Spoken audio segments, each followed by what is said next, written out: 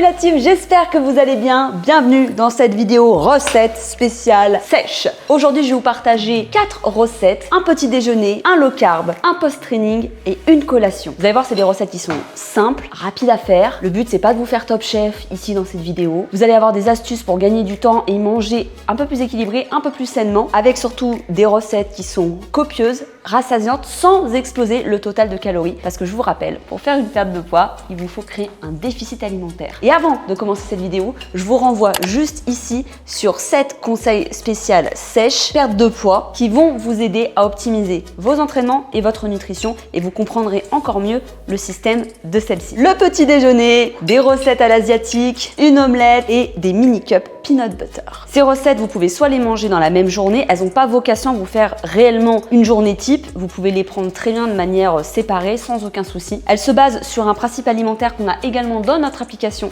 qui est Fit Fight Forever, je vous la mettrai juste ici. On se base sur 3 à 5 repas par jour, donc toujours petit déjeuner, midi et soir, avec 1 à 2 collations. Vous allez voir dans cette vidéo, je vais vous présenter des recettes qui vont incorporer de la whey protéine. C'est pas obligatoire, ça vient surtout vous aider à rajouter un apport en protéines et à atteindre votre bon total journalier. C'est une aide, si vous n'en avez pas, vous faites les recettes sans, il n'y a pas de souci, mais juste vous serez déficitaire en protéines. Je vais expliquer également le principe de low carb et de post-training. Lorsque vous êtes sur une journée en sèche, on va essayer de maximiser son énergie, l'apport de ces nutriments, et je vous rappelle, on répartit l'ensemble de ces glucides, de ces lipides et de ces protéines sur l'ensemble de la journée.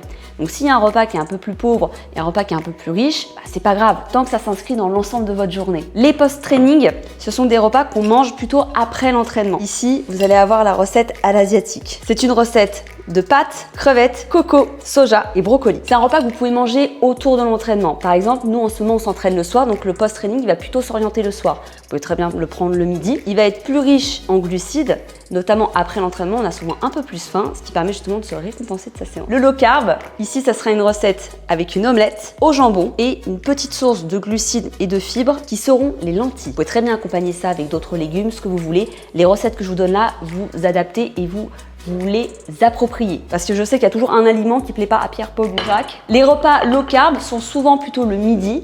Vous allez voir qu'ils sont quand même rassasiants. Ils vont vous permettre de tenir toute la journée, ou en tout cas jusqu'à votre collation de l'après-midi, qui sera la mini cup, que je vous mettrai à l'écran, qui est en train de refroidir au congélateur en attendant. L'avantage de manger un low carb le midi, ça évite également le côté coup de fatigue qu'on peut avoir derrière un repas. C'est idéal également, mais après vous pouvez très bien inverser avec le post-training le soir. Manger une fois low carb, une fois post-training dans sa journée, ça permet d'équilibrer un petit peu ses glucides, ses lipides et ses protéines, et ça peut vous aider justement à créer votre déficit alimentaire. Dans l'application, on a ce même système, petit-déj, post-training, low carb et collation. On crée des plans alimentaires spécial sèches qui sont orientés autour de l'objectif de perte de poids, ce qui vous évite d'éviter de calculer vos calories.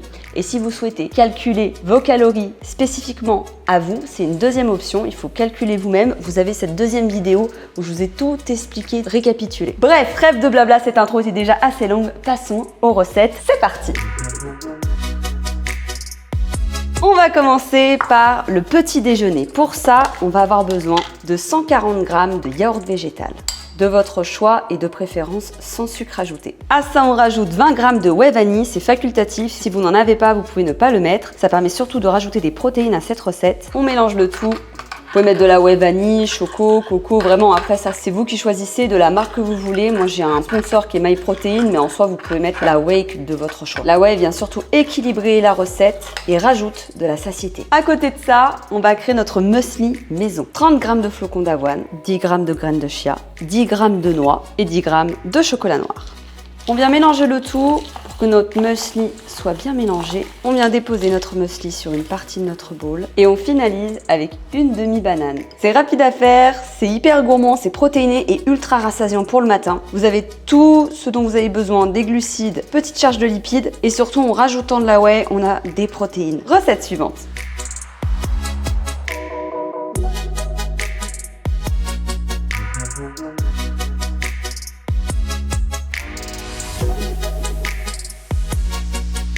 La prochaine recette, c'est une low carb. On va partir sur une omelette protéinée grâce aux œufs. On va en avoir 3 entiers et 1 blanc.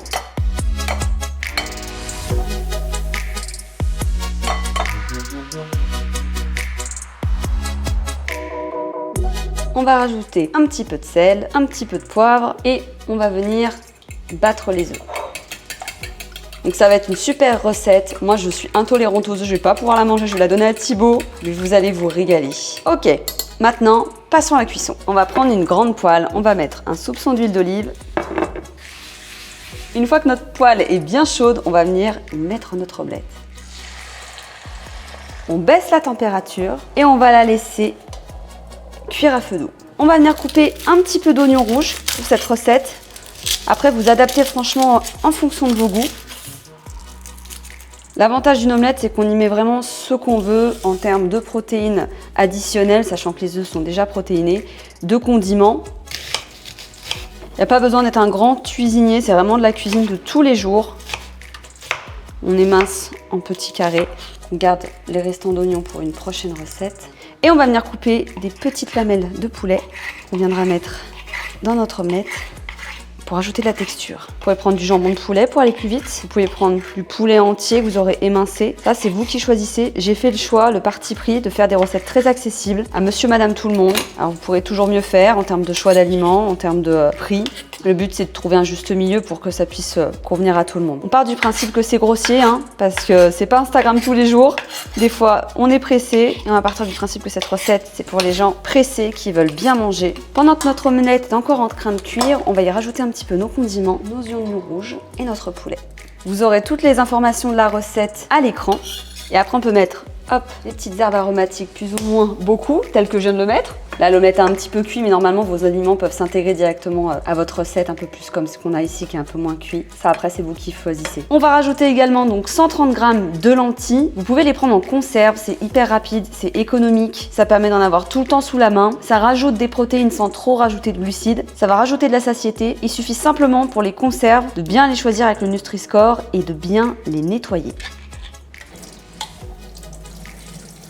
On va venir plier notre omelette en deux et la laisser de finir cuire tranquillement avant de la servir avec nos lentilles. Et il ne nous reste plus qu'à servir notre omelette encore un peu baveuse et notre lentille. Donc vous pouvez l'assaisonner les lentilles, là je vous montre vraiment sorties de casserole. On peut très bien les faire mijoter avec un peu d'oignon aussi. Clairement c'est le repas de la flemme, c'est le repas rapide du midi. Et il ne reste plus qu'à déguster, prêt en moins de 10 minutes. Riche en fibres, en protéines, c'est un repas équilibré qui va vous permettre de tenir toute la journée avant votre collation d'après-midi.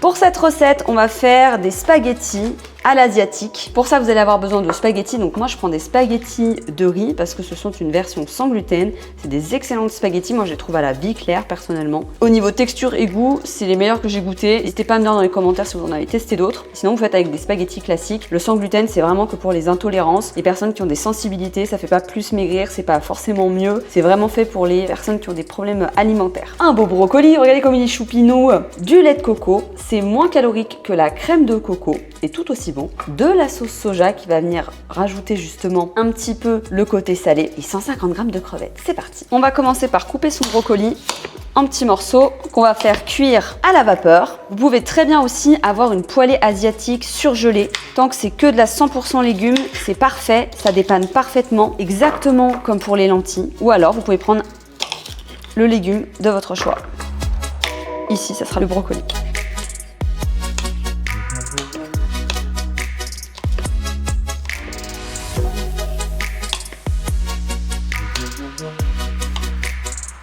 Là, je vais les faire cuire à la vapeur, ça va durer à peu près une vingtaine de minutes. Je peux en faire en plus grande quantité pour plein de repas. Lorsque vous allez le faire cuire en poêlée asiatique surgelée, j'essaierai de vous la trouver pour vous la mettre à l'écran parce qu'elle est super bien. Je ne l'ai pas trouvée pour vous faire la recette aujourd'hui, mais ça vous prendra moins de temps de cuisson que de le faire cuire à la vapeur pendant 20 minutes. Vous pouvez aussi le faire revenir à la poêle ou au four. C'est vrai que la cuisson vapeur a l'avantage de garder pas mal de saveur, de rendre le légume très fondant et d'avoir peu d'ajout de lipides en fait, pas de matière grasse.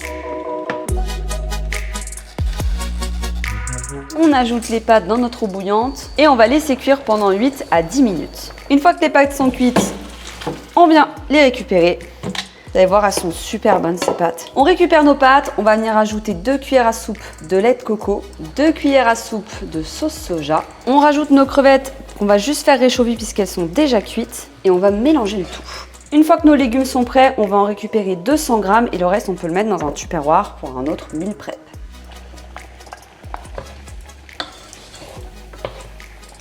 On verse notre assiette, enfin notre casserole directement dans une assiette plutôt. Ah, comprenez les blondes, hein, fit girl, on sait pas parler et faire en même temps, c'est un peu compliqué. Il nous reste plus qu'à rajouter quelques graines de sésame et à déguster avec une paire de baguettes ou des fourchettes.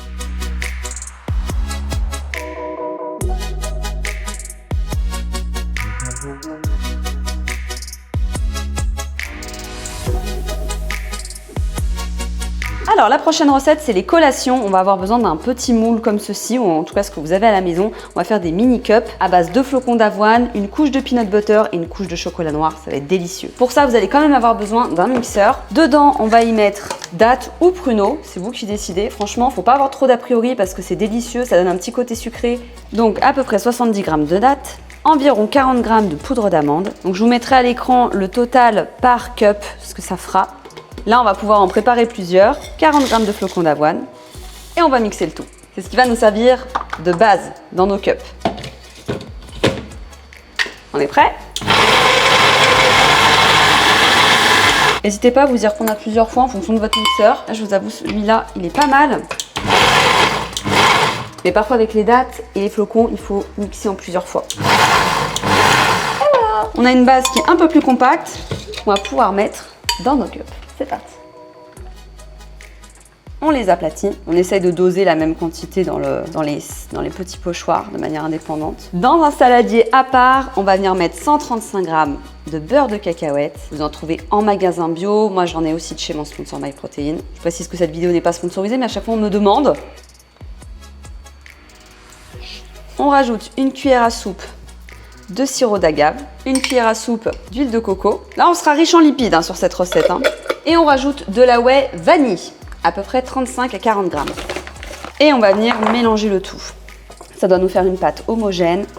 Ah, j'en salive d'avance. Je sais que c'est tellement bon cette mixture. Donc pareil, la whey c'est optionnel. Vous pouvez très bien ne pas la mettre. Je la rajoute volontairement pour que ça vienne équilibrer la recette. On vient rajouter donc notre pâte à base de beurre de cacahuète sur nos cups et on va les répartir dans nos différents moules. Donc vous prenez la recette et vous divisez par le nombre de parts que ça vous fait en fonction de si vous avez un moule de 6, de 8, de 10 ou de 12.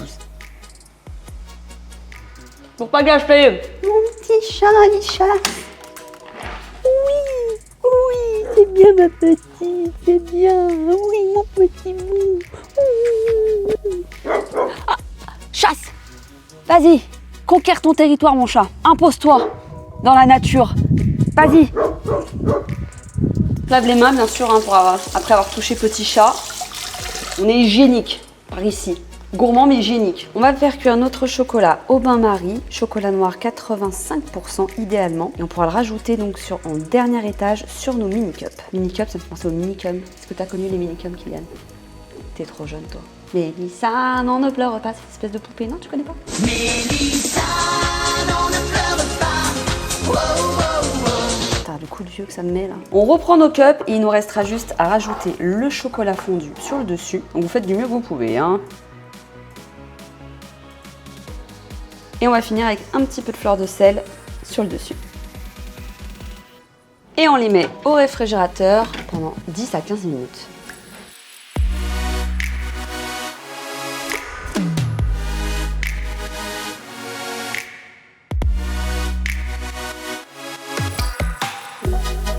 J'espère que cette vidéo vous aura plu. Pensez à vous abonner pour ne pas rater toutes les prochaines vidéos spéciales sèches qui vont arriver sur la chaîne. Prenez soin de vous, continuez de manger plus, mais de manger mieux pour atteindre vos objectifs. Je vous fais plein de gros bisous. Je vous retrouve la semaine prochaine.